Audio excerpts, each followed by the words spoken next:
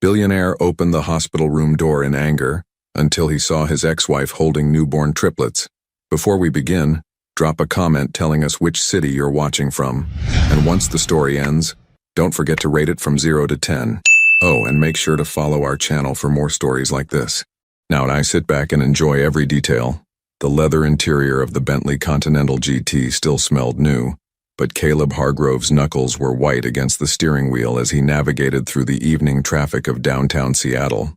At 34, he commanded boardrooms with the same precision he now used to weave between lanes, his steel gray eyes focused with laser intensity. His tailored charcoal suit, worth more than most people's monthly salary, remained perfectly pressed despite the tension radiating from his 6'2" frame. The notification on his phone had arrived 20 minutes ago, a single message that shattered the carefully constructed walls of his post-divorce existence. Caleb's dark hair, meticulously styled each morning, now showed traces of his fingers running through it, a nervous habit he thought he'd conquered years ago. His sharp jawline, usually clean-shaven to perfection, bore the shadow of a man who'd forgotten to maintain his usual routine since reading those words. He pulled into the parking garage of Seattle General Hospital, the engine's purr dying into silence. The familiar scent of antiseptic and floor cleaner hit him as soon as the elevator doors opened on the maternity ward. His Italian leather shoes clicked against the polished floor with each measured step toward room 314. Outside the door he paused. Through the small window he could see her, Naomi Carter. No, she'd taken back her maiden name after the divorce. She sat propped against white pillows, her honey blonde hair falling in gentle waves past her shoulders, though it looked like she hadn't brushed it in days. Even exhausted, she possessed that natural elegance that had first captured his attention 5 years ago, at the university lecture where she'd been guest speaking about contemporary American literature. Her sage green eyes, usually bright with intelligence and warmth, now held the weight of sleepless nights. At 30, she still had that soft beauty that made strangers stop and look twice, the kind of face that belonged in classical paintings rather than hospital rooms. Her fair complexion, usually glowing, appeared pale against the hospital gown, but it wasn't Naomi that made Caleb's breath catch in his throat. It was the 3 tiny bundles she held against her chest. His hand trembled slightly as he reached for the door handle. The businessman who'd closed million-dollar deals without breaking a sweat suddenly felt like his legs might give out. The door opened with a soft click. Naomi's eyes lifted to meet his, and for a moment, the world stopped. No anger flashed in her gaze, just profound exhaustion and something that looked almost like relief. Caleb. Her voice was barely above a whisper, hoarse from fatigue. He stepped inside, closing the door behind him. The room felt impossibly small despite its standard hospital dimensions. The beeping of monitors created a rhythmic backdrop to the silence stretching between them. "Miranda sent you the message." It wasn't a question. Naomi nodded slightly, careful not to disturb the sleeping infants. "I told her not to, but she said..." She paused, swallowing hard. "She said some things are bigger than pride." Caleb moved closer, his eyes fixed on the 3 small forms nestled against Naomi's chest. 2 boys and a girl, according to Miranda's message, born at 32 weeks, fighting for every breath in their tiny lungs. "They're so small," he heard himself say. "The doctors say they're doing well for their gestational age, but they'll need to stay in the NICU for several more weeks." He reached the edge of the bed, his expensive cologne mixing with the sterile hospital air. Up close, he could see the delicate features of each child: button noses, impossibly small fingers, wisps of dark hair that reminded him of his own. "How long have you been here alone?" 3 days. Naomi's voice cracked slightly. "Since they were born." The weight of that admission hit him like a physical blow. 3 days. She'd been facing this monumental challenge completely alone while he'd been in his penthouse office, closing deals and building his empire. "The pregnancy," he started, then stopped. The question felt too big for the fragile atmosphere of the room. "I found out a month after the divorce was finalized." She looked down at the babies, her voice growing softer. "I almost called you 100 times. But you'd made your choice and I wasn't going to trap you with guilt or obligation." Caleb sank into the chair beside the bed, his usual commanding presence reduced to something raw and uncertain. The babies were so peaceful, so vulnerable. The boy on the left had his tiny fist pressed against his cheek. The girl in the middle made soft sucking motions with her rosebud lips. The other boy's chest rose and fell with determined regularity. "What are their names?" I haven't named them yet." Naomi's admission came with a tremor of vulnerability. I kept thinking that if something happened, if they didn't make it. She couldn't finish the sentence. The silence that followed was profound. Caleb studied the woman who'd once shared his bed, his dreams, his life. The woman he'd walked away from because he'd convinced himself he wasn't capable of being what she needed. The woman who'd carried his children through what must have been the most difficult months of her life. "They're going to make it," he said quietly, surprised by the certainty in his own voice. Naomi looked at him then, really looked at him, and he saw a flicker of the woman who'd once believed in him completely. "The nurses need to take them back to the NICU soon," she said softly. "But would you like to?" She didn't finish the question, but Caleb understood. His hands, steady in million-dollar negotiations, shook as he reached for the baby boy on the left. The moment that tiny warm weight settled into his arms, everything Caleb thought he knew about himself crumbled. The baby opened his eyes, steel gray, just like his father's, and seemed to focus on Caleb's face with startling intensity. In that instant, Caleb felt something shift deep in his chest, something he'd spent years trying to avoid. Love, pure, terrifying, unconditional love. As he held his son for the first time, one thought echoed in his mind with devastating clarity. His entire life had just changed, and there was no going back. What choice would you have made in Caleb's position? Stay and fight for a family you walked away from, or leave to avoid causing more pain? The next morning found Caleb in his downtown Seattle office, but his mind was anywhere except on the quarterly reports spread across his mahogany desk.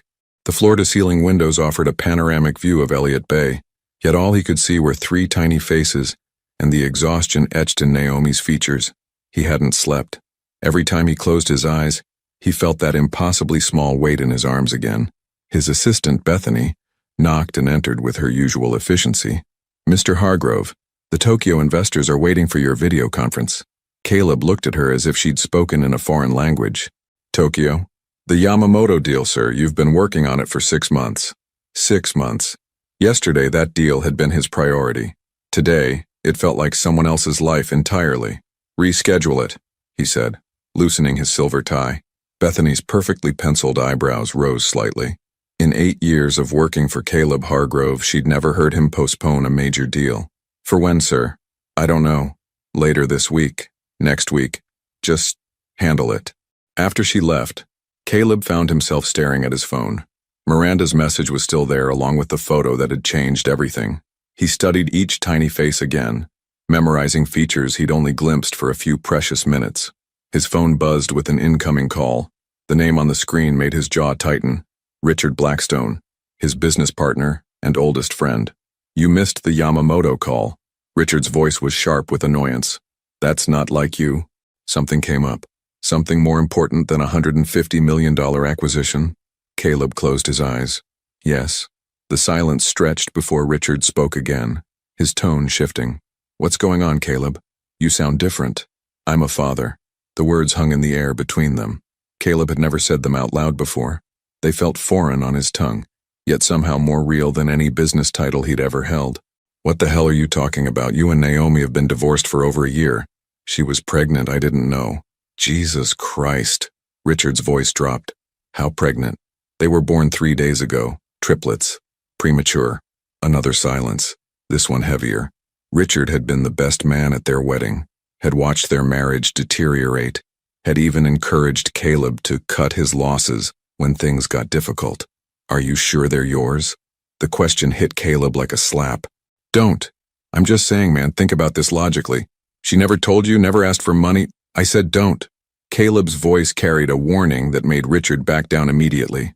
Okay, so what's your plan? Write a check and set up a trust fund?" Caleb realized he had no plan. For the first time in his adult life, he was operating without a strategy, without calculating outcomes and risk assessments. "I don't know." "Well, figure it out fast. This kind of thing can destroy everything we've built if it's not handled properly." After hanging up, Caleb stared out at the city below. Handle it properly, as if his children were a business problem to be managed. By noon, he found himself back at Seattle General Hospital, carrying a bouquet of white lilies, Naomi's favorite flowers from when they were married. He'd remembered without thinking about it. Naomi was alone when he entered, looking even more fragile in the harsh daylight filtering through the room's single window. She'd changed into her own clothes, a soft cream sweater that he recognized, paired with dark jeans. Her hair was pulled back in a loose ponytail, revealing the elegant line of her neck. "You came back," she said, surprise evident in her voice. "Where are they?" "NICU. They're only allowed out for feeding every few hours." She gestured to the chair beside her bed. "The doctors say they're responding well to treatment, gaining weight slowly." He handed her the flowers and something shifted in her expression when she recognized them. "You remembered." "I remember a lot of things." He settled into the chair, noting how she cradled the bouquet as if it were precious. "Naomi, we need to talk. Really talk."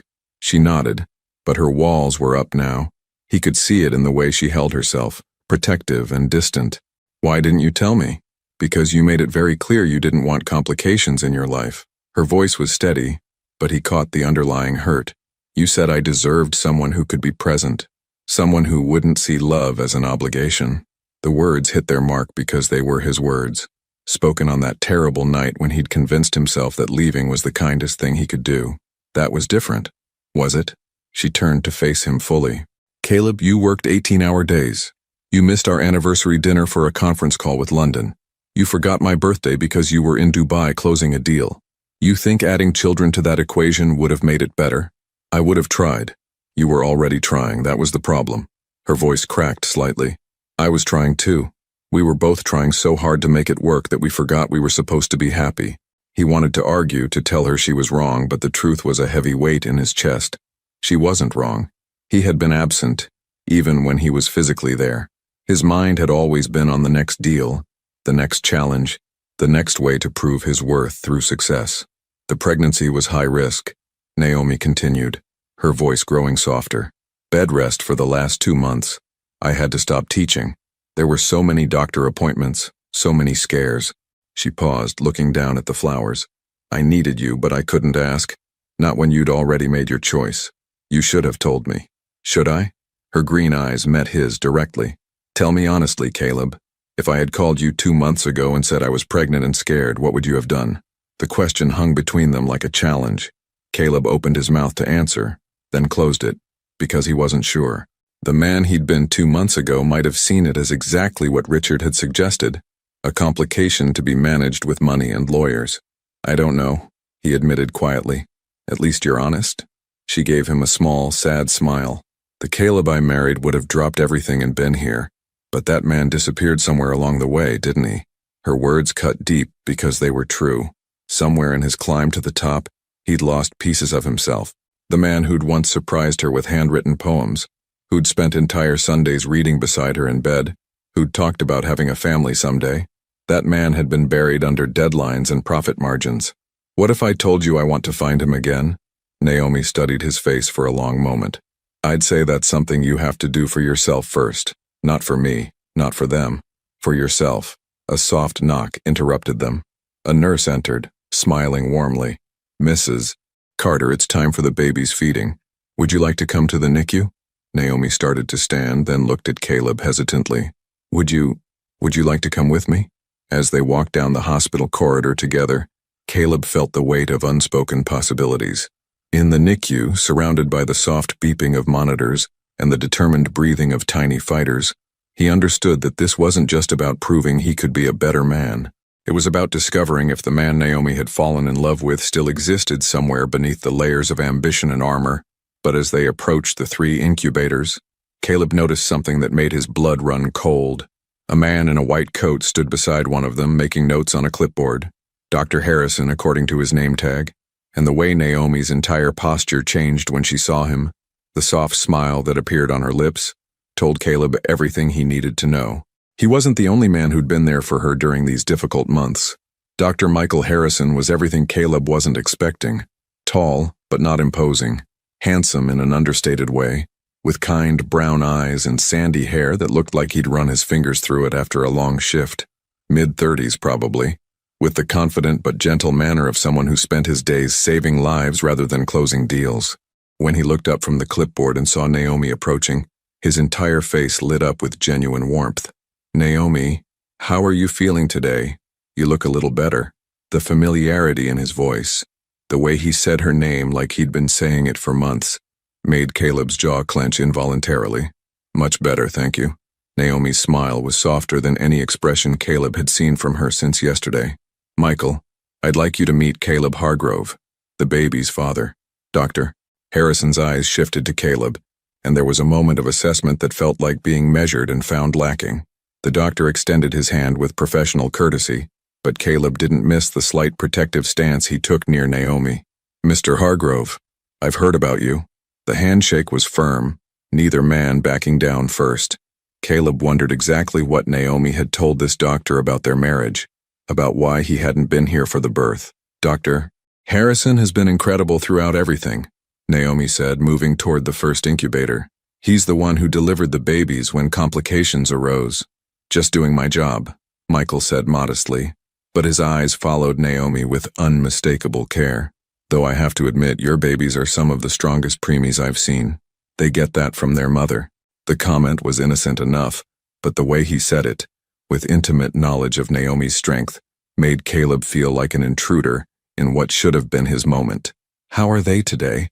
Naomi asked, peering into the first incubator where one of the boys lay sleeping, tiny chest rising and falling with determined rhythm.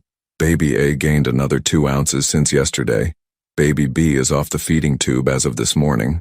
And little Miss C here, he gestured to the third incubator, is breathing completely on her own now. Caleb moved closer, studying his children with fresh eyes. In the harsh fluorescent lighting of the NICU, they looked even more fragile than yesterday, but there was something unmistakably resilient about them, the way their tiny fists were clenched, as if they were fighting for every breath, every heartbeat. Can I hold them? He asked. Of course, Doctor. Harrison replied, but there was something in his tone, a slight hesitation as if he needed to assess whether Caleb was worthy of the privilege. Let me get baby B ready for you. He's the most stable right now. As the doctor carefully lifted the infant from the incubator, Caleb noticed how practiced his movements were, how naturally he handled the delicate transfer. This wasn't his first time helping Naomi with the babies. The warm weight settled into Caleb's arms again, and once more the world seemed to shift on its axis. The baby, his son, opened those steel-gray eyes and stared up at him with startling focus. He knows you, Naomi said softly, moving to stand beside him. Babies can sense their parents, even this young. But it was Dr. Harrison who added, Naomi talks to them about you sometimes, when she's here during the late-night feedings. Caleb looked at Naomi sharply. You talk about me? A flush of color rose in her cheeks. I tell them stories about their father, about... She trailed off, looking embarrassed. About what? About the man I fell in love with, she said quietly. The one who used to read poetry aloud just to watch me smile. The one who proposed during a thunderstorm because he said our love was as powerful as nature itself. The memory hit Caleb like a physical blow. He'd forgotten about the poetry, about the way he used to surprise her with romantic gestures that seemed to flow naturally from his heart. When had he stopped being that man? Dr. Harrison cleared his throat. I should check on my other patients. Naomi, remember what I said about getting rest. You can't take care of them if you don't take care of yourself. There it was again, that protective concern that spoke of more than professional interest. After he left, Caleb and Naomi stood in silence watching their children sleep. The NICU hummed with quiet activity around them, nurses moving efficiently between incubators, machines monitoring tiny lives with digital precision. How long have you known him? Caleb asked finally. Michael? Since my first emergency room visit at 28 weeks. I was having contractions, scared out of my mind. He was the attending physician who talked me through it, who made sure the baby stayed put for another month. And after that, Naomi was quiet for a long moment. He checked on me regularly, made sure I was following the bed rest orders, brought me books from the hospital library when I was going stir-crazy. Books. Medical journals, actually. And sometimes poetry collections. She glanced at him sideways. He remembered I was a literature professor. The picture was becoming clearer, and Caleb didn't like what he was seeing. While he'd been building his empire, another man had been there for his wife, his ex-wife, during the most vulnerable time of her life. Naomi. His voice came out rougher than intended. Is there something between you and Dr. Harrison? She turned to face him fully, and he saw a flash of the fire that had first drawn him to her. Would that bother you? Yes. The answer came without hesitation, surprising them both with its vehemence. Why? Her green eyes searched his face. You're the one who left, Caleb. You're the one who said we wanted different things, that I deserved better. I thought I was doing the right thing. Maybe you were. Her voice was soft but firm. Maybe I do deserve someone who puts family first. Someone who doesn't see love as a weakness or vulnerability as a liability. The words stung, because they were true, but they also ignited something in Caleb that had been dormant for too long. The fighting spirit that had built his empire, now focused on something far more important than money. What if I told you I was wrong? What if I said I want another chance? I'd say that's easy to claim when you're holding your son for the second time in your life. Her voice carried pain that ran deeper than anger. Caleb, I spent 5 years loving you so hard it nearly broke me. I can't do that again. Not when these three need me to be whole. A soft cry from one of the incubators drew their attention.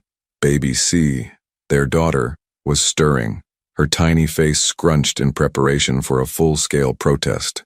Naomi moved immediately to comfort her, and watching her natural maternal instincts, Caleb felt the full weight of everything he'd missed. Not just the pregnancy and birth, but months of Naomi becoming a mother, while facing her fears alone. I want to be here, he said as Naomi gently lifted their daughter. Not just financially, I want to be present. For how long? The question came sharp and immediate. Until your next big deal? Until Tokyo or Dubai or wherever needs your attention more than we do. Before he could answer, Dr. Harrison reappeared. Sorry to interrupt, but visiting hours in the NICU are ending soon. Naomi, you should get some rest. I'll drive her home, Caleb said immediately. Both Naomi and the doctor looked surprised. Dr. Harrison recovered first. Actually, I was planning to take her myself. I get off shift in 20 minutes. The territorial undercurrent was unmistakable now. Two men, both claiming concern for the same woman, both with legitimate reasons to be in her life. Naomi looked between them, exhaustion evident in every line of her body. I can take a cab. No, both men said simultaneously. The awkward silence that followed was broken by Naomi's soft laugh, the first genuinely amused sound Caleb had heard from her since his return. You know what? Caleb can drive me. Michael, thank you, but you've done enough for one day. As they walked toward the elevator, Caleb felt a small victory in her choice, but victory turned complicated when she spoke quietly beside him. I chose you because I need to know something, Caleb. I need to know if you're here because you want to be or because you feel obligated to be. Because if it's obligation, please just walk away now. These babies and I have been through enough uncertainty.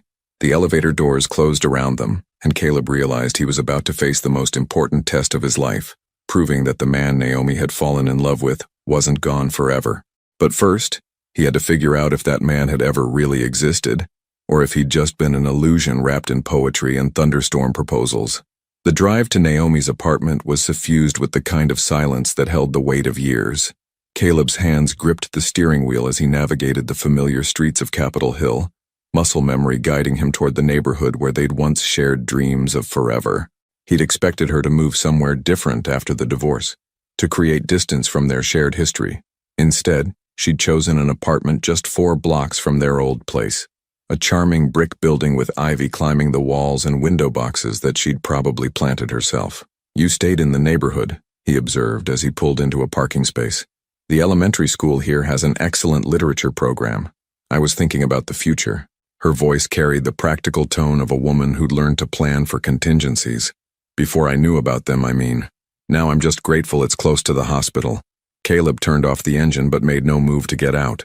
In the amber glow of the streetlight, Naomi looked younger somehow, like the woman he'd married rather than the exhausted mother he'd found in the hospital. Can I walk you up? She hesitated, and he could see her weighing the decision. Okay, but just to the door. Her apartment was on the 2nd floor, and as they climbed the narrow staircase, Caleb caught glimpses of the life she'd built without him. Hardwood floors polished to a warm gleam, walls painted in the soft sage green that had always been her favorite color. Through the open door, he could see a cozy living room with an overstuffed cream sofa, bookshelves lining every available wall, and, his breath caught, the antique writing desk he'd given her for their first anniversary. You kept it? He said, nodding toward the desk. Naomi followed his gaze and shrugged. I do my best writing there. Some things transcend personal history. She turned to face him in the doorway, clearly intending this to be where they parted ways. But Caleb found himself reluctant to leave, to return to his empty penthouse where the silence would be filled with everything he should have said. Naomi, when you told the babies about me, about the man you fell in love with, what did you say? The question seemed to surprise her. She leaned against the doorframe, considering her answer. I told them about the night we met, do you remember? You were at my lecture on modern American poetry, and afterward you came up and quoted Neruda to me. Love is so short, forgetting is so long. You said it was beautiful but wrong. That real love doesn't fade. It just gets buried under life sometimes. A soft smile played at the corners of her mouth. I thought you were either incredibly romantic or completely arrogant. Both, probably. Definitely both. Her smile widened slightly. Then you asked if I wanted to get coffee and discuss why Pablo Neruda was a pessimist. The memory was vivid now. How she'd laughed at his audacity. How her eyes had sparkled with intelligence and amusement. How he'd known in that moment that his carefully ordered life was about to become wonderfully complicated. We talked until the cafe closed, he continued, and then we walked around the city for 3 more hours because neither of us wanted the conversation to end. You were wearing a yellow dress with tiny flowers on it. You kept gesturing with your hands when you got passionate about a point, and I kept thinking I'd never met anyone who made literature sound like music. Naomi's expression softened with remembered tenderness. You walked me home and asked if you could see me again. But instead of asking for my number, you asked what my favorite poem was. How Do I Love Thee? By Elizabeth Barrett Browning. You said it was cliché, but you didn't care because it was honest. And the next day, you showed up at my office with 43 roses, one for each line of the sonnet. And you'd memorized the entire thing. They stood there in the hallway, lost in a memory that felt both like yesterday and a lifetime ago. Caleb could see the exact moment when Naomi remembered why that man had been so dangerous to her heart, and why losing him had hurt so deeply. What happened to us? He asked quietly. Life, she said simply. Success. The pressure to maintain what we'd built instead of enjoying it.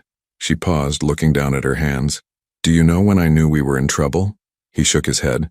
It was our 3rd anniversary. I'd planned this elaborate dinner, made all your favorite foods. I was so excited to tell you that I'd gotten the promotion to department head, but you came home at 11:30, exhausted from some emergency meeting, and you ate cold pasta while scrolling through emails on your phone. The memory hit him like a physical blow. He remembered that night now, the disappointment in her eyes, the way she'd quietly cleared the dishes while he'd convinced himself that his work was for their future. I wasn't trying to hurt you. I know. That almost made it worse. If you'd been deliberately cruel, I could have been angry. But you were just absent, even when you were right there next to me. A door opened down the hall, and an elderly woman peered out curiously. Naomi waved with practiced politeness. I should let you get some rest, Caleb said, though every instinct told him to fight for more time. Caleb. She touched his arm gently, and the contact sent electricity through him. I want you to know that I never doubted you loved me, but love without presence is just a beautiful idea, and I needed more than ideas. As he drove back to his penthouse, Naomi's words echoed in his mind. His apartment felt even more sterile than usual. All glass and steel and expensive art that impressed clients but had never felt like home. The only warmth came from a single framed photo on his nightstand. Naomi laughing on their wedding day, her hand in his, both of them believing they had forever figured out. He'd kept the photo through the divorce, through the months of telling himself he'd made the right choice. Now it felt like evidence of a crime. The murder of something beautiful through sheer neglect. His phone buzzed with a text from Richard. Yamamoto is threatening to walk. Fix this. For the first time in his career, Caleb deleted a business message without responding. Instead, he found himself at his laptop, fingers hovering over the keyboard.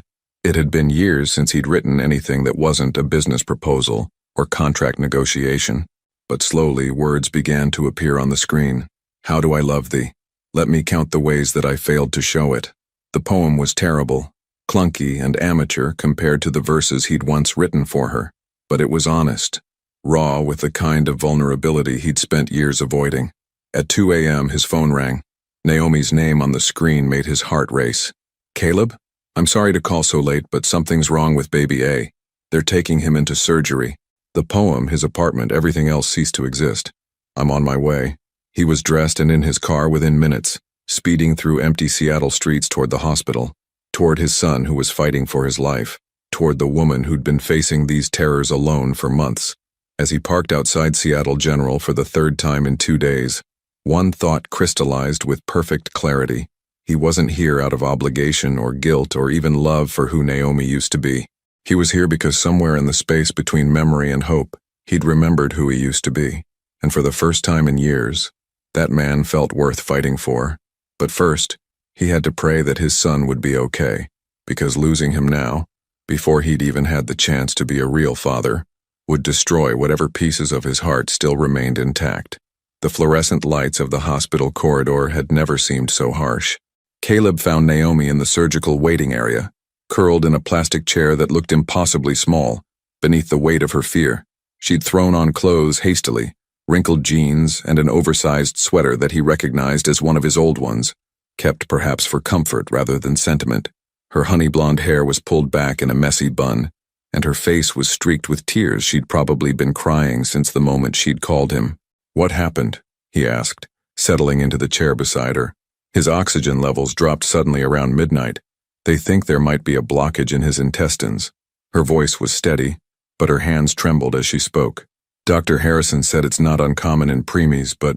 She couldn't finish the sentence. "But surgery on someone so small is terrifying." She nodded, finally looking at him.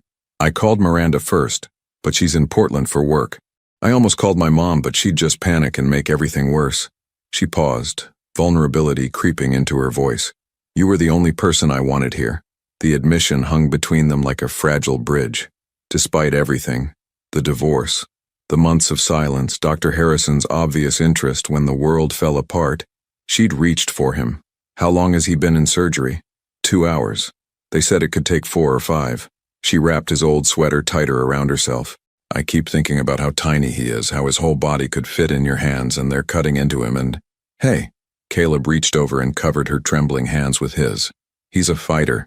You said so yourself. He's been fighting since the moment he was born. What if fighting isn't enough this time?" The question cut straight to the heart of every parent's deepest fear. Caleb had spent his career believing that determination and strategy could overcome any obstacle. But sitting in this sterile waiting room, faced with the fragility of his son's life, he felt powerless in a way that no boardroom battle had ever prepared him for. "Then we'll face whatever comes together," he heard himself say. "But I believe he's going to make it."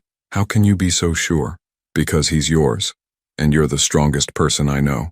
Naomi's eyes filled with fresh tears, but she didn't pull her hands away from his. They sat in silence for a while, watching the clock on the wall tick away minutes that felt like hours. At 4 a.m., Dr. Harrison emerged from the surgical wing, still in scrubs but with his mask pulled down. His expression was carefully neutral, the face of a man trained to deliver both good and devastating news with equal composure. Naomi shot to her feet. "How is he?" "The surgery went well. We found the blockage and were able to remove it with minimal complications." Relief flooded his features as he continued. "He's stable, responsive, and his vitals are strong." Naomi's knees buckled slightly, and Caleb caught her elbow, steadying her as the tension she'd been holding finally released. "Can we see him?" Caleb asked. "He's in recovery now, but yes. One at a time for the first hour, then you can both visit." "You go first," Caleb told Naomi immediately. She looked surprised. "Are you sure? You've been here all night. You need to see him." After she disappeared down the corridor with Dr. Harrison, Caleb found himself alone with his thoughts for the first time since the phone call. The fear he'd been suppressing, the terror of losing a child he'd barely begun to know, hit him with devastating force. He thought about the unfinished poem on his laptop, about all the words he'd never said, about the man he'd been before ambition had carved away pieces of his soul. If tonight had taught him anything, it was that some things mattered more than empire building. Some things were worth changing for. His phone buzzed with another message from Richard. "The Yamamoto deal is dead. Call me." This time Caleb didn't delete the message. He called. "Jesus, finally." Richard's voice was sharp with frustration. "Do you have any idea how much damage control I've been doing? They think you've lost interest, that something bigger came along." "They're right." "What?" "Something bigger did come along, 3 somethings actually." "Caleb, what the hell are you talking about? This is a $150 million deal. And my son just came out of emergency surgery. Guess which one kept me awake tonight?" The silence on the other end stretched long enough that Caleb wondered if the call had dropped. "You're serious about this?" Richard said finally. "Dead serious. Look, I know this affects the company, affects you. We'll figure out the financial implications later. But I'm not apologizing for putting my family first." "Family?" "Caleb, you've been divorced for over a year. That's my problem to solve, not yours." After he hung up, Caleb felt something he hadn't experienced in years. The lightness that comes from making a decision based on love rather than logic. When Naomi returned from recovery, her face was radiant with relief and exhaustion. "He's perfect," she said, settling back into the chair beside him. "Tiny but perfect. He grabbed my finger and wouldn't let go.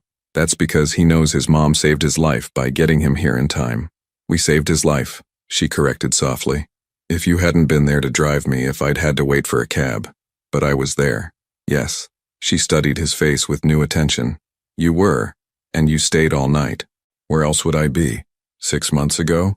Probably on a conference call with Tokyo, telling yourself that throwing money at the problem was the same as being present." Her words weren't cruel, just honest. And because they were true, they didn't sting the way they might have before tonight.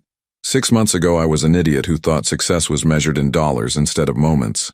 And now, Caleb looked at her, really looked at her, the woman who'd loved him when he was worth loving, who'd tried to save their marriage even when he'd stopped fighting for it, who'd carried his children and faced her fears alone because he'd convinced her that love was a burden rather than a gift. "Now I think success is measured in being the man my children can be proud of, and the man you fell in love with if that's still possible." Something shifted in Naomi's expression, a crack in the armor she'd built around her heart. "Caleb, I know I don't deserve another chance. I know I hurt you, that I wasted what we had. But sitting here tonight waiting to find out if our son was going to be okay, I realized something." "What?" "I don't want to be the father who shows up for emergencies and writes checks for everything else. I don't want to be the man who had love and let it slip away because he was too proud, or too scared, or too stupid to fight for it." "What are you saying?" "I'm saying I want to try again. Not the marriage, I know that's probably impossible after everything I've done. But I want to try being the man you once loved. I want to earn the right to be in their lives, in your life, in whatever way you'll let me." Naomi was quiet for a long moment, her green eyes searching his face as if looking for proof that his words were more than just exhaustion and fear talking. "It's not going to be easy," she said finally. "I'm not the same woman who waited for you to come home from work. I won't be again. I don't want you to be. I fell in love with your strength, your independence, your fire. I was just too blind to nurture it instead of trying to contain it. And your business, your empire, will survive with less of my attention, because some things are more important than being the richest man in the cemetery." A small smile tugged at the corner of her mouth. "That's very philosophical for 5 a.m. Near-death experiences tend to clarify priorities." Dr. Harrison appeared in the doorway, and Caleb felt the familiar tension return. But this time, instead of jealousy, he felt something closer to gratitude. This man had been there when Caleb couldn't be, had cared for Naomi and his children when they needed it most. "You can both see him now," Dr. Harrison said, "and the other two are awake and asking for their parents." As they walked toward the NICU together, Naomi spoke quietly beside him. "I meant what I said about it not being easy. There's a lot of hurt to work through, a lot of trust to rebuild. I know. And there's Michael to consider. He's been very good to me." The words were like a knife, but Caleb forced himself to nod. "He seems like a good man." "He is, and he cares about me." "Do you care about him?" She was quiet for so long that Caleb thought she might not answer. Finally, she said, "I care about the way he makes me feel safe. But safety isn't the same thing as love." "No," Caleb agreed. "It's not." They reached the NICU where their son lay sleeping peacefully, a tiny warrior who'd already survived more in his few days of life than most people faced in years. "What should we name them?" Naomi asked suddenly. "You want me to help choose?" "They're yours too." Caleb looked at his 3 children. So small, so perfect, so completely dependent on the 2 people who'd created them in love and lost each other to pride. "What about hope names?" he suggested. "Names that mean new beginnings." "Like Felix," Naomi said softly. "It means happy, fortunate, and sage. For wisdom. And for the girl?" Caleb thought about everything that had led to this moment. The love, the loss, the second chance he didn't deserve, but desperately wanted. "Hope," he said simply. Her name should be Hope. As they stood together watching their children sleep, Caleb realized that everything he'd built in his life had led to this moment. And for the first time in years, he felt like he was exactly where he was meant to be. 3 weeks had passed since the night that changed everything. Felix, Sage, and Hope were thriving, gaining weight, breathing on their own, and showing the kind of fierce determination that made the NICU nurses shake their heads in amazement. Dr. Harrison had called them miracle babies, though his smile had been noticeably strained when he'd said it in front of Caleb. The routine had become almost natural. Caleb arrived at the hospital each morning at 7, bringing coffee for Naomi, and sitting with the babies while she showered and changed clothes. They'd developed an easy rhythm of shared feeding times, quiet conversations, and comfortable silences that felt dangerously close to the intimacy they'd once shared. What hadn't become routine was the weight of everything left unsaid between them. On this particular Tuesday morning, Caleb found Naomi in the NICU's family room, staring at a stack of papers with an expression he recognized from their marriage, the look of someone trying to solve an impossible problem. "What's wrong?" he asked, setting down her usual vanilla latte. She looked up, startled from her thoughts. "Hospital bills. Even with insurance, the NICU costs are—" She gestured helplessly at the numbers. "I knew it would be expensive, but I didn't realize how expensive." Caleb glanced at the papers and felt his chest tighten. The amount was staggering, more than most people made in several years. For him, it was pocket change. For a single mother who'd been on unpaid leave for months, it was insurmountable. "Let me take care of it." "No." Her response was immediate and firm. "Absolutely not. Naomi, be reasonable. These are my children too, and I have the means." I said no. She gathered the papers into a neat stack, her movements sharp with defensive pride. "I won't be another charity case for you to manage with your checkbook. That's not what this is, isn't it?" She stood, facing him with the same fire that had made him fall in love with her. "You swoop back into my life, throw money at the problems, and expect me to be grateful? That's exactly what you used to do, Caleb. Remember the time I was worried about my student loan payments and you just paid them off without asking? Or when my car broke down and you bought me a new one instead of helping me fix the old one?" The memories hit like accusations because they were true.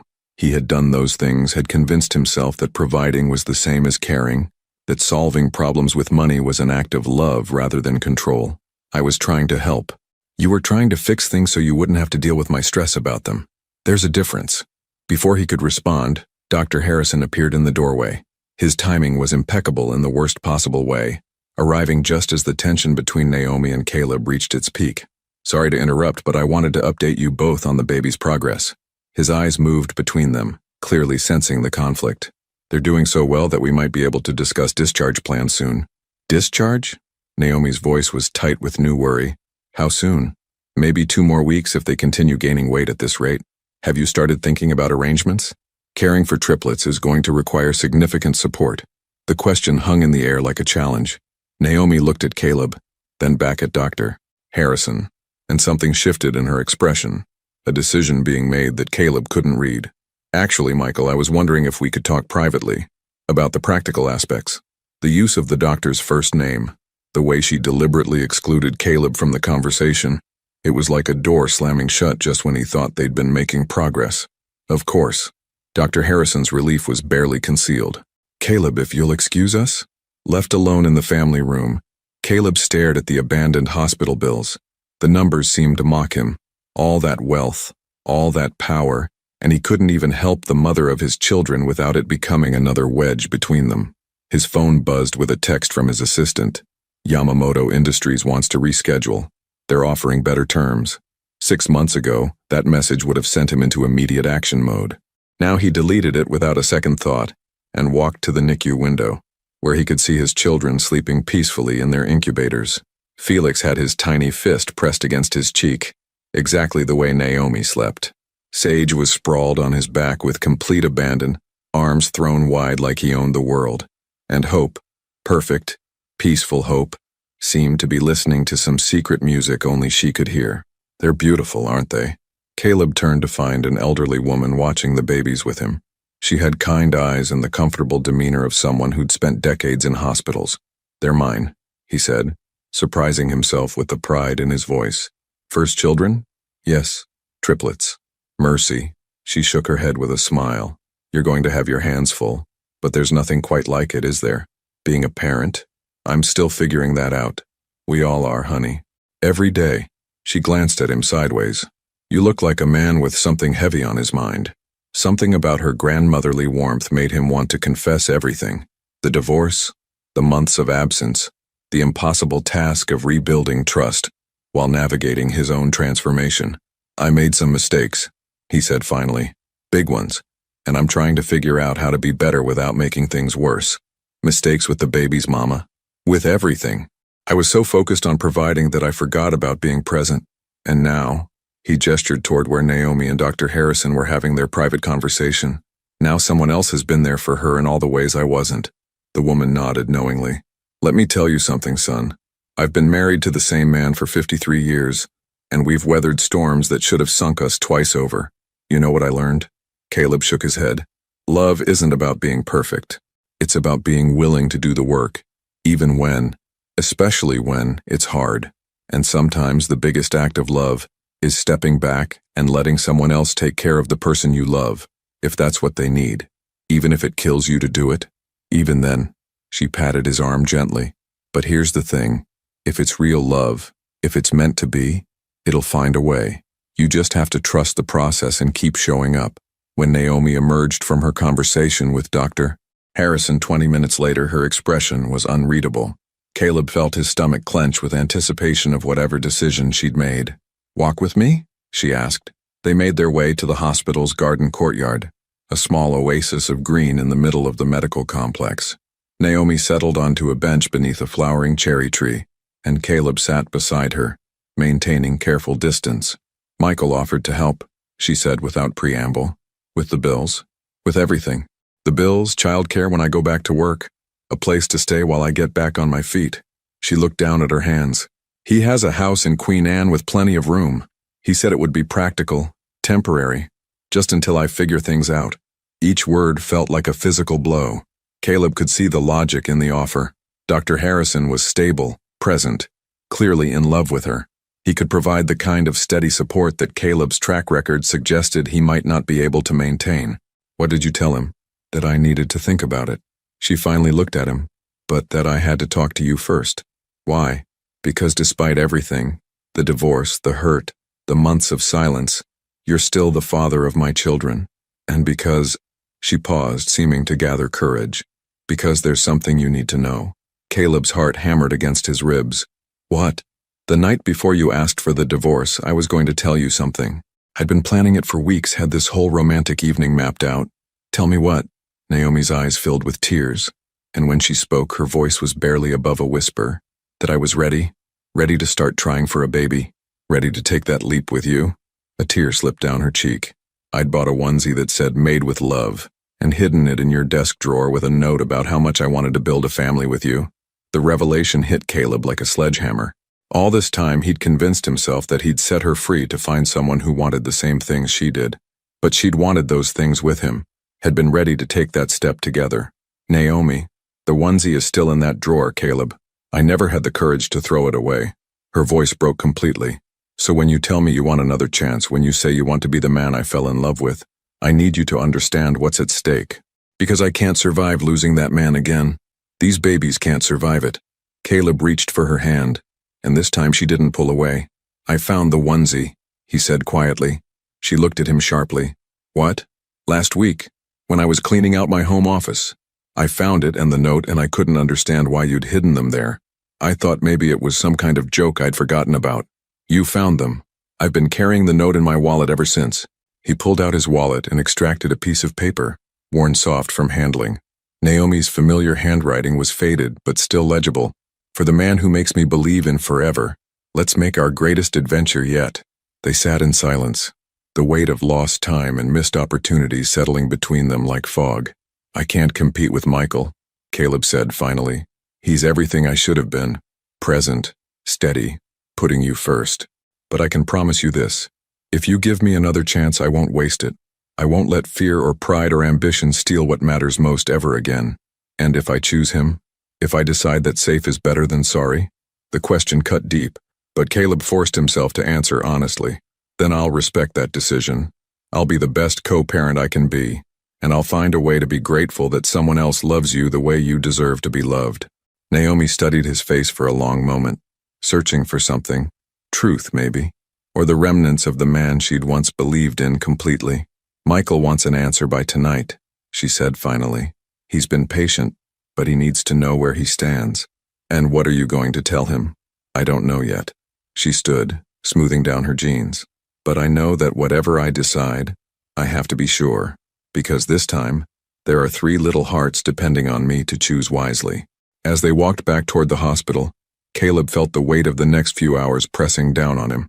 By tonight, he would know whether his second chance was real or just a beautiful impossibility. Either way, his life, and the lives of his children, would never be the same.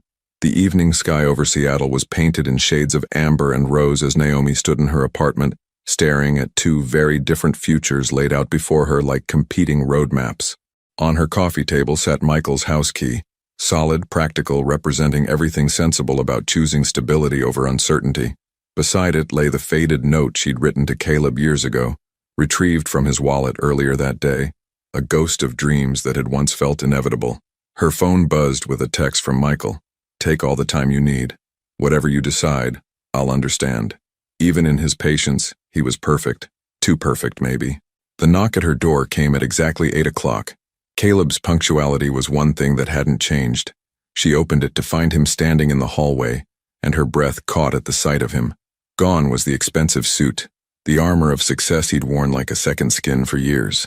Instead, he wore dark jeans and a simple gray sweater that she recognized from their early dating days.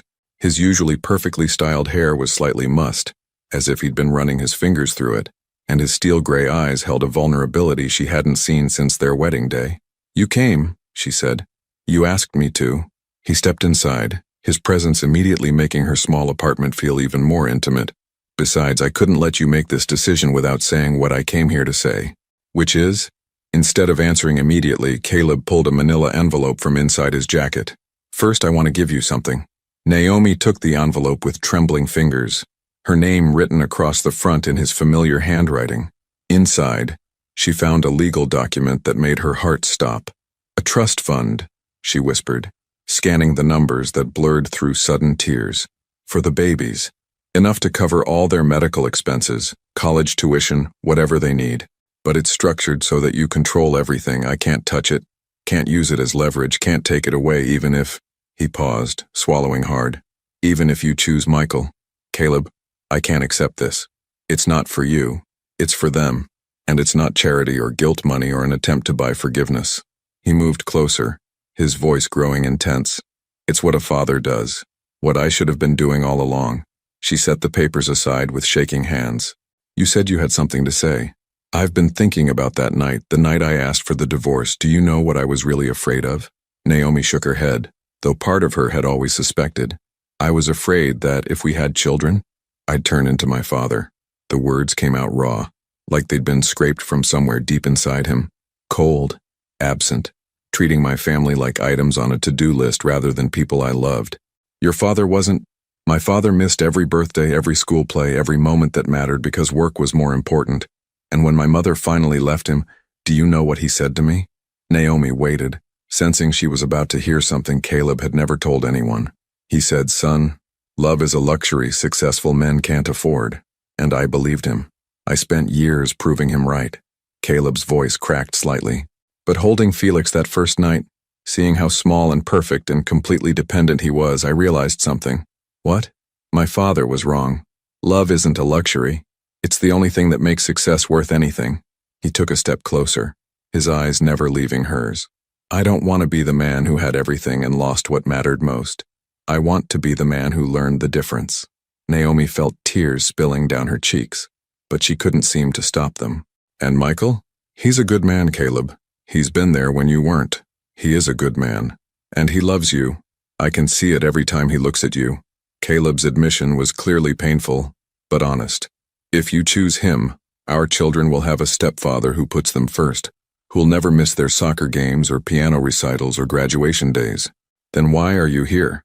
Why not just let me choose the safe option?"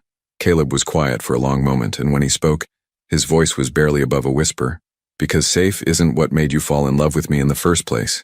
You fell in love with the man who quoted poetry in coffee shops and proposed during thunderstorms and believed that love could conquer anything, even his own fears. That man disappeared. No, he didn't. He just got buried under a lot of bad choices and misplaced priorities." Caleb reached into his pocket and pulled out a folded piece of paper. "I wrote something for you, like I used to." Naomi's hands trembled as she unfolded the paper, recognizing immediately the terrible handwriting that had once covered dozens of love notes hidden in her textbooks and coffee cups. How do I love thee? Let me count the ways I failed to show it when it mattered most. The missed dinners, the forgotten holidays, the man I was, the father I almost lost. But love learns and hearts can find their way back to the truth that time cannot erase, that you are worth every single day of becoming the man who deserves your grace. I cannot promise perfect, cannot swear that I won't stumble on this path we'd choose. But I can promise to always be there, to fight for us, for them, too much to lose. So if you'll have me, if you'll take this chance, I'll spend forever learning how to dance, not to the rhythm of ambition's call, but to the music of what matters, all. By the time she finished reading, Naomi was crying openly.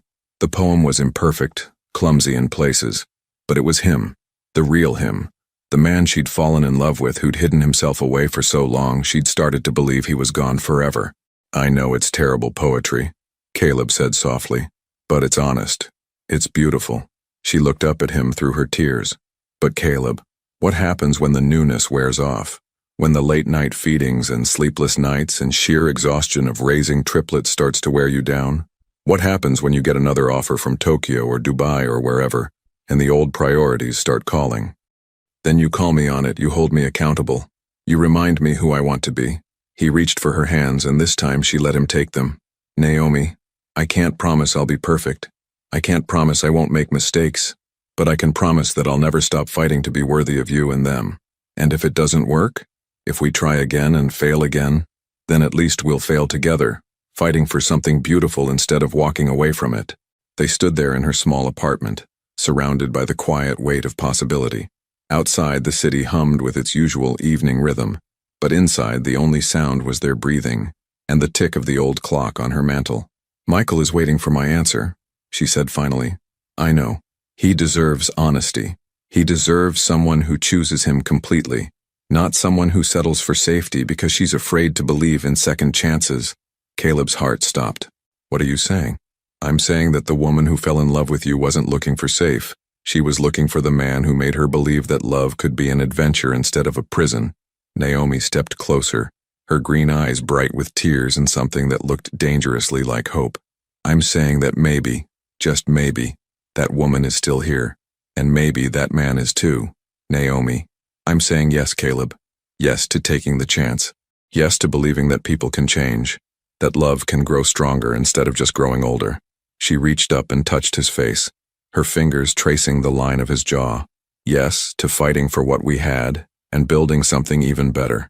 The kiss that followed was everything their first kiss had been and more, desperate and tender, full of promise and forgiveness, and the kind of love that survives even its own mistakes. When they finally broke apart, Caleb rested his forehead against hers. I won't let you down again. I know, she whispered, because this time, I won't let you. As they held each other in the growing darkness of her apartment, both of them understood that they weren't just choosing to try again. They were choosing to become the people their children deserved as parents, and the people they'd always had the potential to be together. But even as happiness flooded through her, Naomi couldn't shake the feeling that their hardest challenges were still ahead. Because choosing love was just the beginning, now they had to learn how to live it, day by day, with 3 tiny lives depending on them to get it right. And somewhere across the city, Michael Harrison was about to receive a phone call that would change his life as dramatically as this moment was changing theirs. Michael Harrison's house in Queen Anne was exactly what Naomi had expected.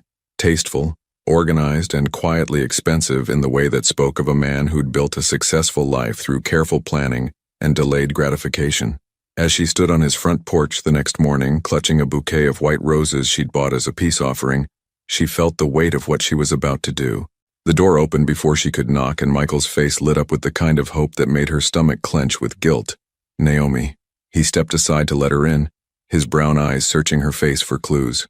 I wasn't expecting you this early. Is everything okay with the babies? They're fine, perfect, actually. She handed him the flowers, noting how his hands shook slightly as he accepted them. We need to talk. Something in her tone made his expression shift from hope to wariness.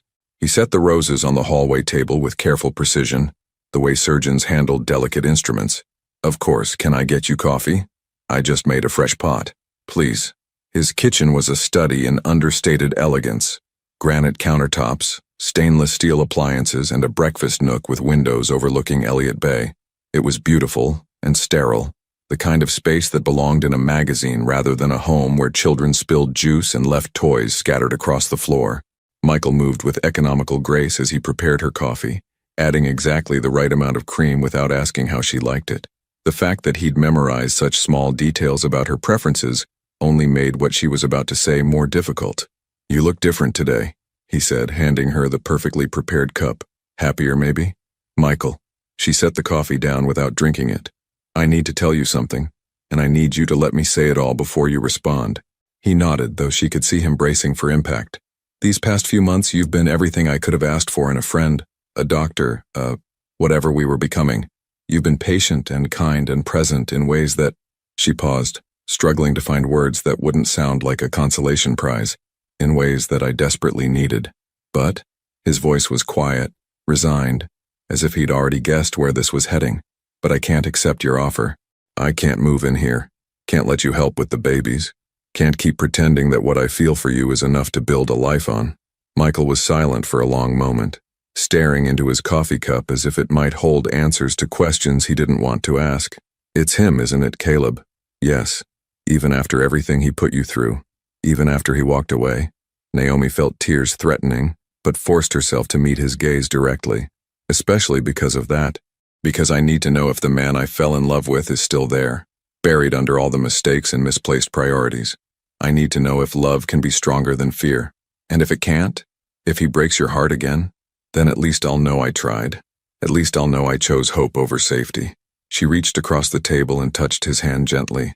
"Michael, you deserve someone who chooses you not because you're the smart choice, but because they can't imagine their life without you in it. I thought you were that someone." The pain in his voice was like a physical blow. "Part of me wanted to be. The part that was tired of fighting and hurting and believing in impossible things. But that's not who I really am. And it's not fair to either of us to pretend otherwise." Michael pulled his hand away and stood, moving to the window that overlooked the bay. His shoulders were rigid with the effort of maintaining his composure. "I've been in love with you since the night I delivered your babies," he said quietly. "Watching you fight for them, seeing your strength even when you were terrified, I thought maybe that was enough, that if I could just be what you needed, you'd eventually—" "Michael, I know." He turned back to face her, and she was surprised to see a small, sad smile on his lips. "I know you can't make yourself feel something that isn't there. I'm a doctor. I understand that the heart doesn't follow logical treatment plans. I'm so sorry. Don't be. You're doing the honest thing, the brave thing, even if it's not the thing I wanted to hear." They stood in his perfect kitchen, surrounded by the silence of dreams being carefully dismantled. Naomi felt the urge to say something more, to offer some comfort that might ease the sting of rejection, but she knew that anything she said would only make it worse. "Will you be okay?" she asked finally. Eventually, he managed a more genuine smile. "I'm resilient. Comes with the territory of being a doctor. You learn to lose patience and keep fighting for the next one. I'm not a patient you lost. No, you're something much more complicated than that." He moved toward her, stopping just close enough to touch her cheek gently. "You're the woman who reminded me that I still have a heart capable of breaking." The gesture was so tender, so full of genuine affection despite his pain, that Naomi felt fresh tears spill over. "I hope someday you find someone who loves you the way you deserve to be loved," she whispered. "I hope you do too. And I hope he's worthy of the second chance you're giving him." As she prepared to leave, Michael caught her arm gently. "Naomi, for what it's worth, I think you're making the right choice. Not for me, obviously, but for you. You light up when you talk about him, even when you're angry. You never lit up like that when you talked about me."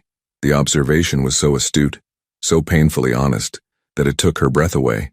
"Take care of yourself, Michael. And thank you. For everything. Take care of those babies. They're lucky to have you as their mother." The drive from Queen Anne back to Capitol Hill felt like traveling between two different lives. As Naomi pulled into her parking space, she saw Caleb's Bentley already waiting, and her heart did that ridiculous flutter that it had been doing since she was 25 years old. He was sitting on her front steps looking like a man who'd spent the night alternating between panic and hope. When he saw her car, he stood immediately, his face a map of barely contained anxiety. "How did it go?" he asked as she approached.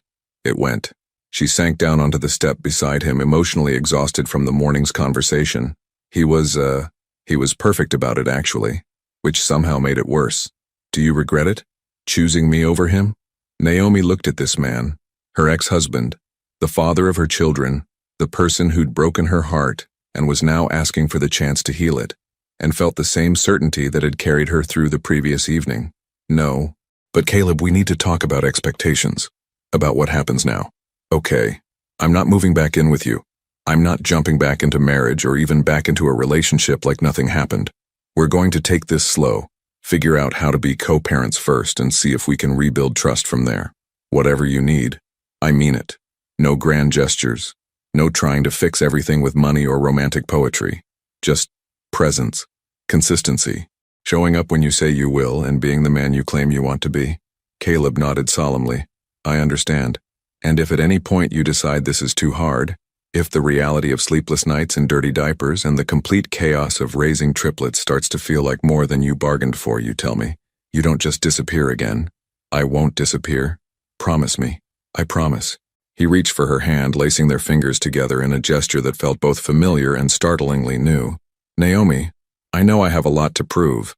I know words are easy and actions are what matter. But I want you to know that choosing you, choosing this, it doesn't scare me anymore. What scares me is the thought of not choosing it. Good, she said softly, because tomorrow they come home from the hospital and everything gets real very quickly. Tomorrow?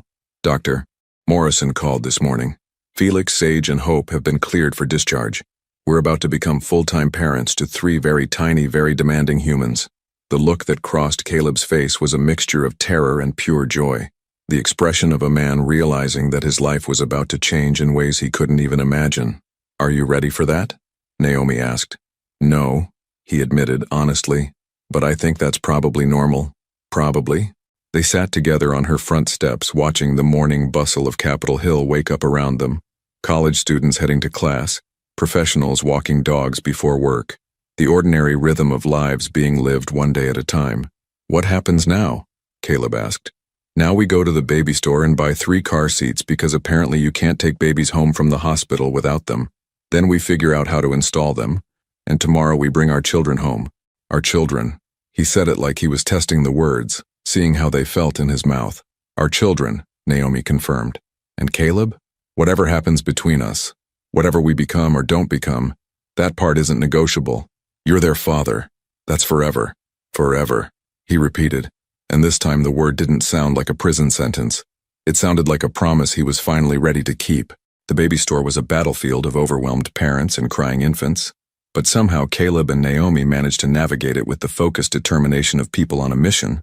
3 car seats, 3 cribs, enough diapers to supply a small army, and an endless array of tiny clothes that seemed impossibly small for actual human beings. Do we really need 3 of everything? Caleb asked, staring at the cart overflowing with identical items in triplicate. Unless you want to spend your days washing bottles and bouncing one baby, while the other 2 scream for attention, yes. Naomi held up 2 different pacifiers. Which one do you think? It was such a normal domestic question, the kind couples asked each other every day, but it felt monumental. Caleb studied the pacifiers with the same intensity he'd once reserved for merger documents. The blue ones. They looked more sturdy? Naomi laughed. The first genuinely carefree sound he'd heard from her in years. Sturdy pacifiers. I love that your approach to baby gear is the same as your approach to business acquisitions. Quality matters, he said, defending himself, but he was smiling too.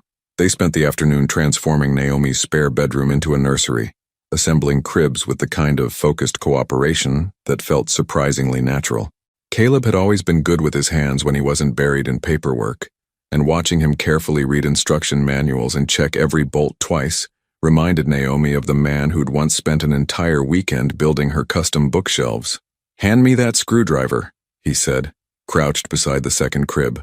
As she passed it to him, their fingers brushed, and the familiar electricity was still there, muted by time and hurt, but unmistakably present. Caleb. Yeah? What if we're terrible at this? What if we're so focused on figuring out us that we mess up them? He paused in his assembly, looking up at her with those steel-gray eyes that had once made her believe anything was possible. Then we'll figure it out as we go. Together. He stood, dusting off his hands.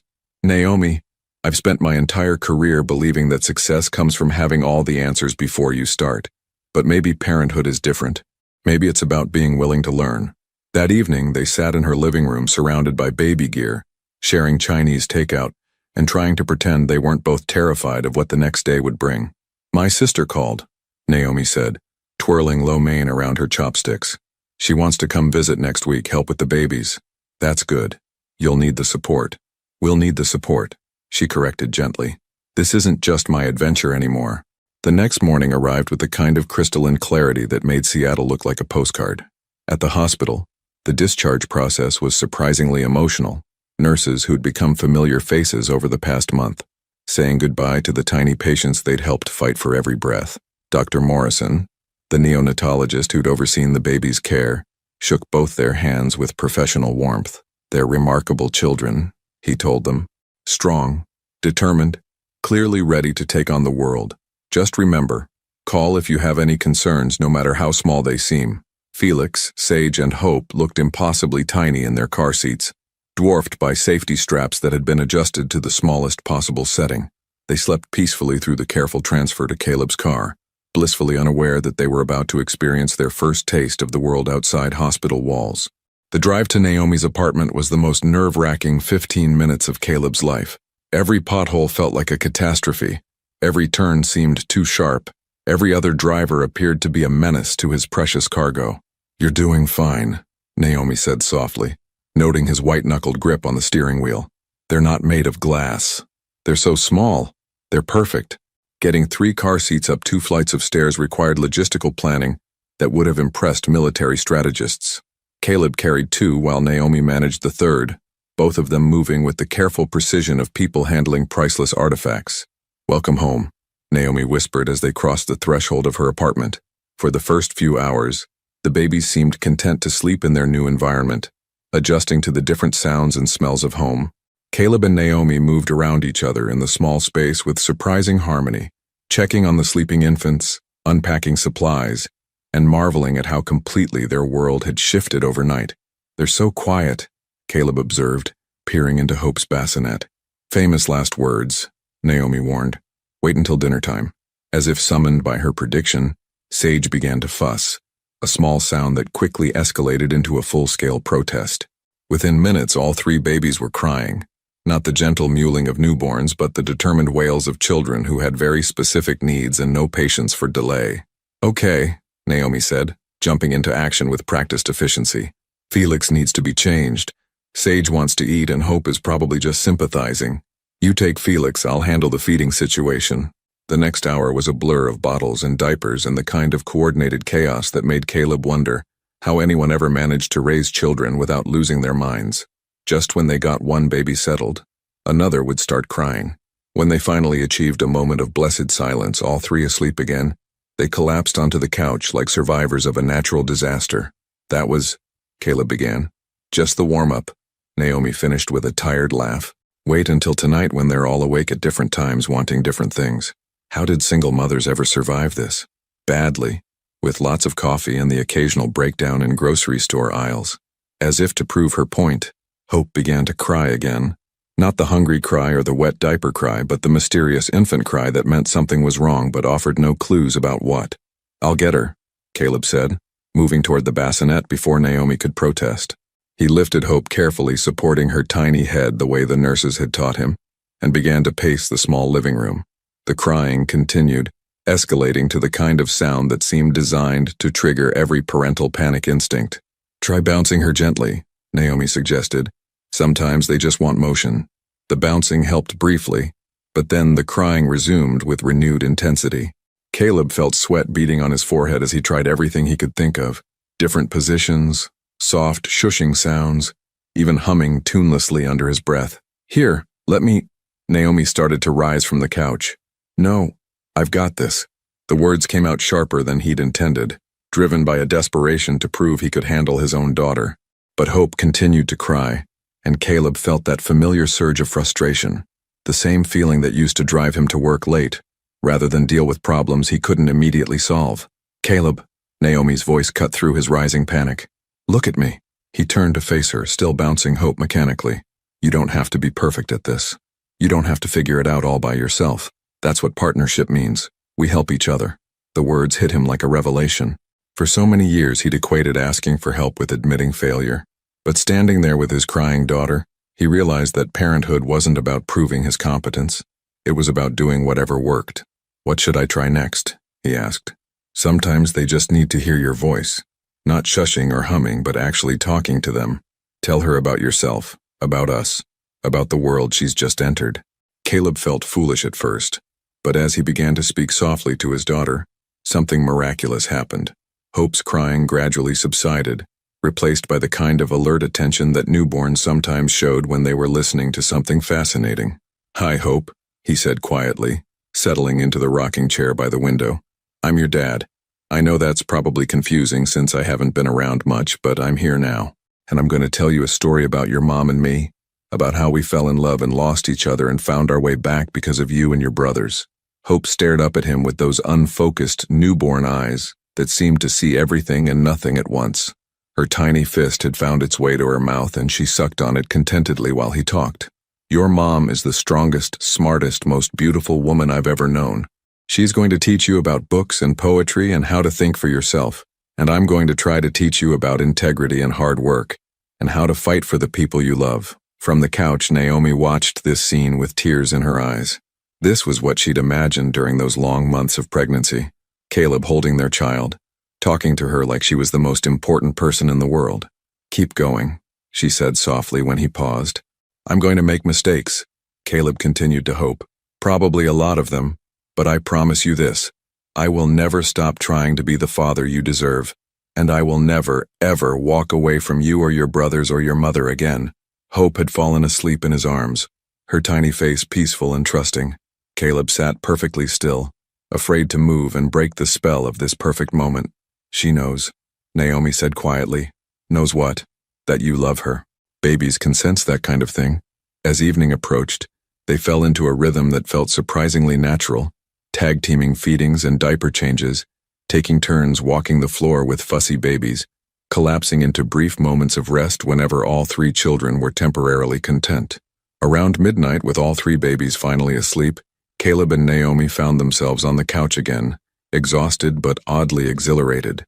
"So," Naomi said, curled against the opposite end of the couch, "first day of parenthood. How do you feel?" Caleb considered the question seriously. He felt tired in a way he'd never experienced, not the mental fatigue of long workdays, but the bone-deep exhaustion that came from pouring everything you had into caring for someone else. But he also felt something else, something he'd been chasing through business deals and acquisitions without ever finding. "Complete," he said finally. "For the first time in years, I feel complete. Even with the crying and the chaos and the complete loss of control over your schedule. Especially because of that." He looked at her across the small space of the couch. "Naomi, I know we're taking this slow. I know we have a lot to work through. But I need you to know, this isn't about obligation or guilt or trying to recreate what we used to have. This is about building something new, something better. What if it doesn't work? What if we try and fail again? Then at least we'll fail as a family, together." Outside, Seattle settled into its late-night quiet, but inside the small apartment, three tiny hearts beat steadily in their bassinets, and two adults sat in the darkness, no longer just co-parents or ex-spouses, but partners in the most important adventure of their lives. Tomorrow would bring new challenges, new tests of their fragile rebuilding trust. But tonight, for the first time in years, Caleb Hargrove was exactly where he belonged. 3 months into their new life as a family, Caleb thought he'd mastered the art of juggling parenthood with his scaled-back work schedule. The babies had settled into something resembling a routine. Naomi had started to trust him with increasingly complex tasks, and he'd even learned to change a diaper one-handed while holding a bottle. Then Richard Blackstone showed up at Naomi's apartment on a Tuesday morning, armed with a lawsuit and 15 years of partnership agreements. "You can't be serious," Caleb said, staring at the legal documents spread across Naomi's kitchen table while Felix slept against his shoulder. "Dead serious." Richard's expression was granite hard, the look of a man who'd felt betrayed by his closest friend. "You violated every clause in our partnership agreement. Missed meetings, ignored deadlines, turned down deals worth hundreds of millions. The Tokyo investors pulled out completely, and the Singapore project is dead in the water. Richard, we can work this out. We always have. Can we?" Richard stood, pacing the small kitchen like a caged animal. "Because from where I stand, you've already chosen. You've chosen this." He gestured around the apartment, taking in the baby bottles, the scattered toys, the beautiful chaos of family life, over everything we built together. Naomi appeared in the doorway, having put Sage and Hope down for their nap. She took in the scene immediately, the tension radiating from both men, the legal papers that looked ominous even from across the room. "What's going on?" "Richard is suing me for breach of partnership," Caleb said quietly. "He wants me to buy him out or sell my shares. Either way, it would mean liquidating everything," Richard finished. "The company, the investments, all of it.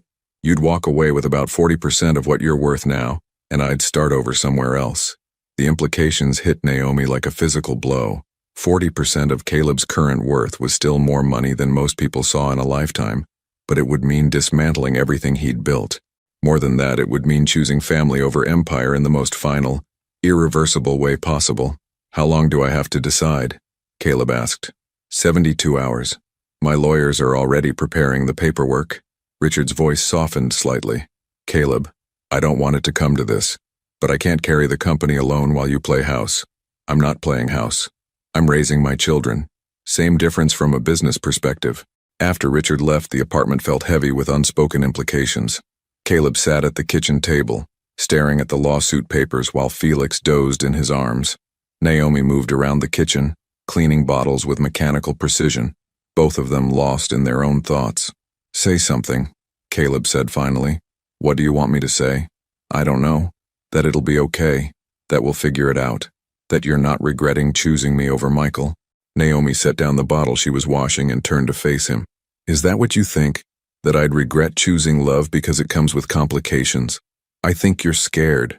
I think you're realizing that being with me means constant crisis management, and that maybe Michael's stable predictability was actually the better option." "Caleb," she moved to the table, sitting across from him. "Do you want to know what I'm actually thinking?" He nodded, though part of him dreaded the answer. "I'm thinking about the night you asked for the divorce. Do you remember what you said?" "I said you deserved someone who could be present. You said more than that. You said you were afraid that if you stayed, you'd drag me down with you, that your ambition would consume both of us until there was nothing left but money and regret." "I remember. Well, guess what? You were right." Her words hit him like a slap. "Your ambition did consume us. It consumed you so completely that you forgot who you used to be, who we used to be together." Caleb felt something cold settle in his chest. "So you think I should take the deal? Let Richard destroy everything I've built? I think you should ask yourself what you actually built." Naomi reached across the table and touched his free hand. "Did you build a company or did you build a prison? Did you create success or did you create an addiction to proving your worth through other people's definitions of achievement? That company is how I provide for you, for them. Is it? Or is it how you prove to yourself that you matter?" The question hung in the air between them, sharp and uncomfortable. Felix stirred in his arms, making the soft sounds that meant he'd be awake and hungry soon. "What if I choose wrong?" Caleb asked quietly. "What if I walk away from everything and then realize I can't be happy without it? What if I resent you, resent them for costing me my empire? Then you never really changed at all, and this was all just an elaborate performance to get your family back." Her words were gentle but uncompromising, and they forced Caleb to confront the question he'd been avoiding for months. Was his transformation real, or was he just playing the role of devoted father until the novelty wore off? That night, while Naomi slept and the babies dozed in their cribs, Caleb walked the floors of the small apartment, wrestling with the most important decision of his life. He thought about the man he'd been 5 years ago, ruthless, focused, measuring his worth in quarterly reports and acquisition deals. That man had built an empire but lost everything that actually mattered. He thought about the man he'd been 3 months ago, broken, desperate, begging for a second chance he didn't deserve. And he thought about the man he was now, changing diapers at 3 a.m., reading bedtime stories to children who couldn't understand the words, but seemed to love the sound of his voice, finding more satisfaction in making Naomi smile than he'd ever found in closing deals. His phone buzzed with a text from Richard. "The offer stands until Friday. After that, it's just a legal battle that'll destroy us both." Caleb stared at the message for a long moment, then walked to Naomi's bedroom doorway. She was curled on her side, one hand tucked under her cheek, looking younger and more peaceful than he'd seen her in years. This was what he'd almost lost. This was what he'd walked away from once before, convinced that his empire mattered more than his heart. The decision, when it came, felt inevitable. The next morning, Caleb called Richard from the hospital parking lot while Naomi took the babies for their 3-month checkup. "I'll take the buyout," he said without preamble. "Caleb, think about this. You're talking about giving up everything. No, I'm talking about keeping everything that matters. And when the money runs out, when the reality of middle-class life sets in, when you realize you've traded an empire for domestic mediocrity." Caleb looked through the hospital window, where he could see Naomi in the waiting room, holding Hope while Felix and Sage dozed in their stroller. She was laughing at something one of the other mothers had said, her face radiant with the kind of joy that had nothing to do with stock portfolios or profit margins. "Then I'll figure it out, but I won't be figuring it out alone. This is a mistake, Caleb, the biggest mistake of your life. Maybe, but it's my mistake to make." When Naomi emerged from the doctor's office with a glowing report on the baby's development, she found Caleb sitting in his car, staring at his phone with an expression she couldn't read. "Everything okay?" she asked as he helped her load the car seats. "I called Richard, I'm taking the buyout." Naomi stopped moving, a bottle halfway to the diaper bag. "You're what?" "I'm walking away from the company. From all of it." "Caleb, you can't make that decision because of us. That's not fair to you, and it's not fair to us either. I'm not making it because of you." He turned to face her fully, his steel gray eyes clear and certain. "I'm making it for me, because I finally understand the difference between building a life and building a lifestyle. What if you regret it? What if I don't?" He reached for her hand, lacing their fingers together. "Naomi, for the first time in my adult life, I wake up every day excited about what I'm going to do, not anxious about what I have to accomplish. That's worth more than any amount of money. And if we struggle, if money gets tight and the stress of raising 3 children starts to wear on us, then we'll struggle together, and we'll figure it out together, because that's what families do." Naomi studied his face, looking for any sign of doubt or reservation. What she saw instead was the same certainty that had made him successful in business, now focused on something infinitely more important. "Okay," she said finally. "Okay. Let's build a life instead of a lifestyle. Let's see what happens when Caleb Hargrove stops trying to conquer the world and starts trying to change diapers instead." As they drove home with their 3 precious passengers, Caleb felt something he'd never experienced in all his years of corporate victories. The absolute certainty that he was exactly where he belonged, doing exactly what he was meant to do.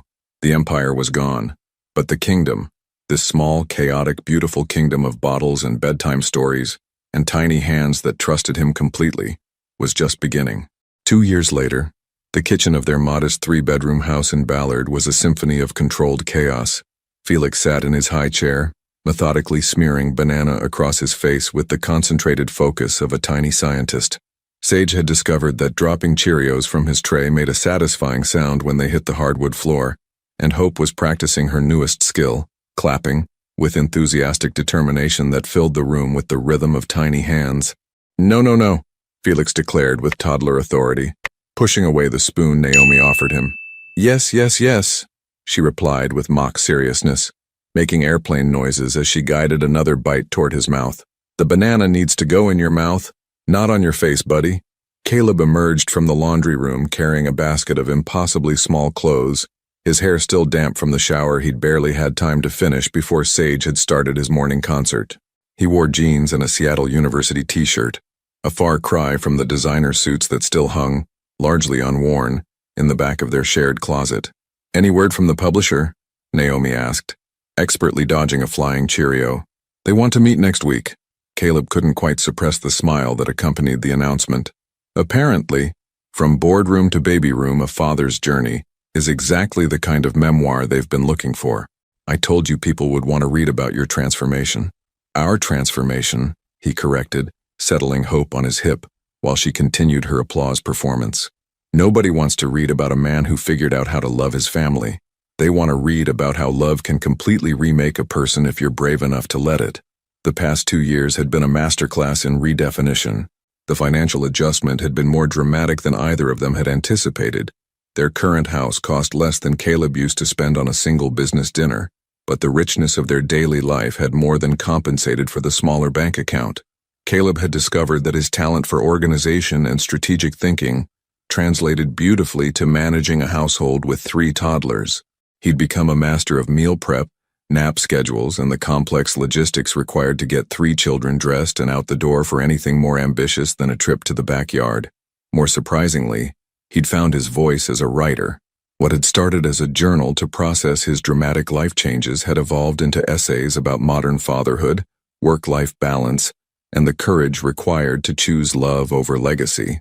The book deal was modest by his former standards, but the validation of knowing his story might help other fathers find their way back to their families felt more valuable than any acquisition he'd ever completed.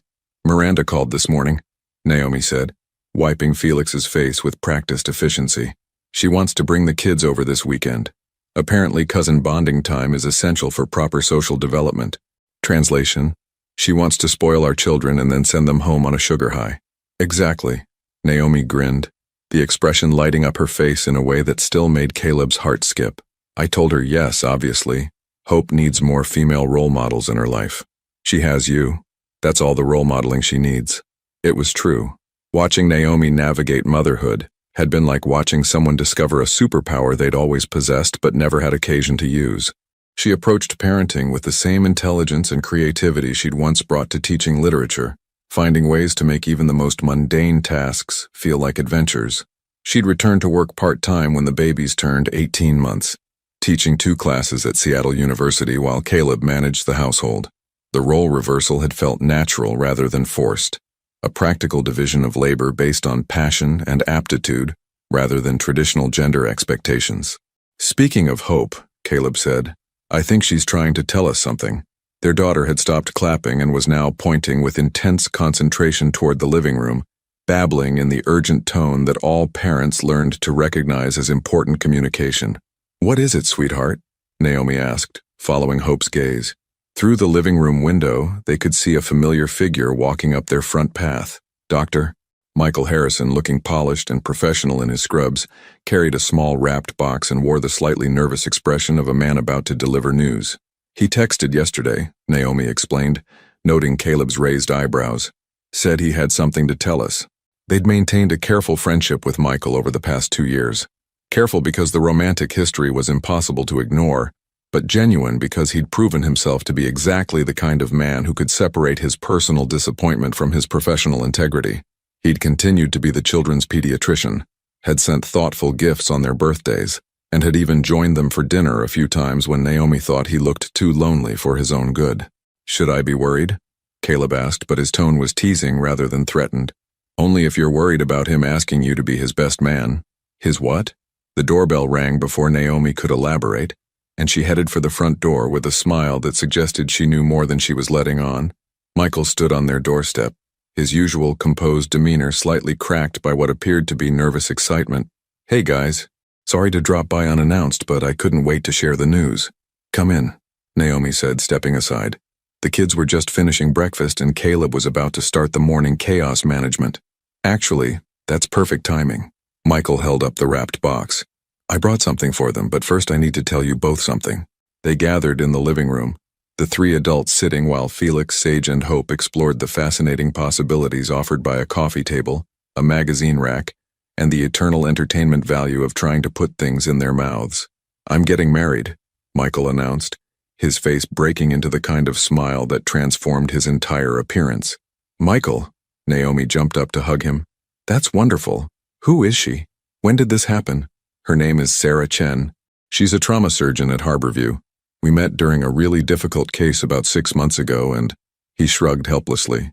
"It sounds like a cliché, but I knew she was the one I'd been waiting for." Caleb stood to shake Michael's hand, genuinely pleased by the news. "Congratulations, man, I'm happy for you." "Thanks. That means a lot, actually." Michael's expression grew more serious. "I want you both to know that meeting Sarah, falling in love with her, it made me understand something important about what happened between us." He looked at Naomi directly. "I was never really in love with you. I was in love with the idea of being the man who could save you, who could be everything your ex-husband wasn't. But that's not love. That's ego with good intentions." "Michael, let me finish. Sarah doesn't need saving. She's brilliant and independent and challenges me to be better every day. Not because I'm trying to prove something, but because she inspires me to want to grow. And watching you two together, seeing how you've built this life, I realize that's what real love looks like. It's not about being needed. It's about choosing each other every day, even when it's difficult. The conversation was interrupted by Hope, who had crawled over to Michael and was now pulling herself up, using his leg as support. She stood there wobbling slightly, looking up at him with the kind of unself-conscious affection that toddlers gave freely. "She remembers you?" Naomi said softly. "Of course she does. I'm her favorite doctor." Michael picked up Hope, who immediately grabbed his stethoscope and began examining it with intense curiosity. "Actually, that's part of why I'm here. Sarah and I would love to have all of you at the wedding. And afterwards, when we get back from our honeymoon, we'd love to have you over for dinner. I think you'd really like her." "We'd love that," Caleb said, meaning it completely. After Michael left, promising to send wedding details soon, Caleb and Naomi worked together to clean up the breakfast destruction while the children played in their child-proofed living room. "How do you feel about that?" Caleb asked, loading the dishwasher with practiced efficiency. "About Michael getting married? I feel happy for him, and maybe a little vindicated." "Vindicated how?" "I told him once that he deserved someone who chose him completely, not someone who settled for safety. Sounds like he found her." Caleb dried his hands and turned to face her. "Do you ever wonder what would have happened if you'd made a different choice? If you'd chosen safety over the chaos of trying again with me?" Naomi considered the question seriously, her eyes moving to where their 3 children were engaged in the complex negotiations of toddler society. Who got which toy? Who got to sit in the prime real estate of the sunny spot by the window? Who got to be the leader in whatever elaborate game they'd invented? "I think I would have been comfortable," she said finally. "I think I would have been safe and cared for and probably content, but I don't think I would have been happy. Not the way I am now. Even with the financial stress, even with the uncertainty about the future, especially because of those things." She moved closer to him, her hands finding their way to his chest in a gesture that had become automatic over the years. "Caleb, do you know what the difference is between contentment and happiness? Tell me." "Contentment is getting what you think you want. Happiness is discovering that what you thought you wanted was nothing compared to what you actually needed." "And what did you actually need?" "This. Us. The beautiful mess of loving someone so much that you're willing to reinvent your entire life to keep them." She stood on her toes to kiss him softly. "I needed to remember that the best things in life are worth fighting for, worth risking everything for, worth choosing again and again even when it's scary." Their quiet moment was interrupted by a crash from the living room, followed by Sage's delighted laughter and Felix's indignant protest. Hope apparently had discovered that books made excellent missiles when thrown with sufficient enthusiasm. "Duty calls," Caleb said with a laugh, heading toward the domestic crisis. "Wait." Naomi caught his arm. "Before we go referee toddler warfare, I need to tell you something." Something in her tone made him pause. "What is it?" "I've been thinking about Michael's news, about new beginnings and taking chances and all of that. And I think it's time for us to stop taking things slowly.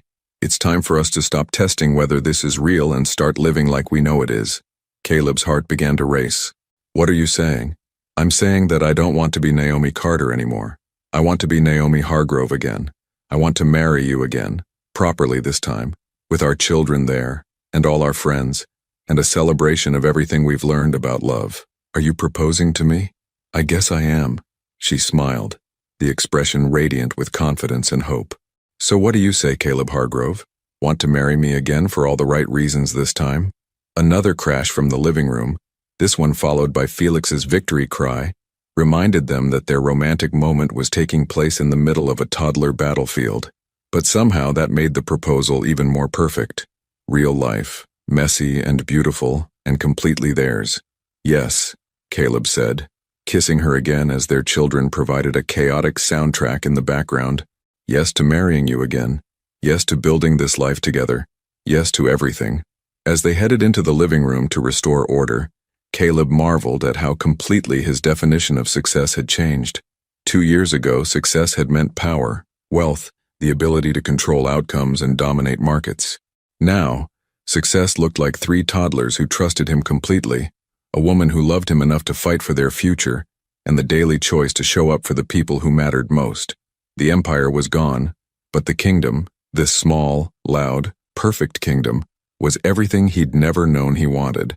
And for the first time in his life, Caleb Hargrove understood the difference between having everything and having what mattered. What made you believe that second chances in love are worth fighting for, even when the odds seem impossible? Share your thoughts in the comments below. Your participation means a lot to the channel. Thank you for watching. If you enjoyed the story, please subscribe to our channel and leave a comment below letting us know what you thought. Your feedback and support mean a lot to us. Stay tuned for more exciting stories.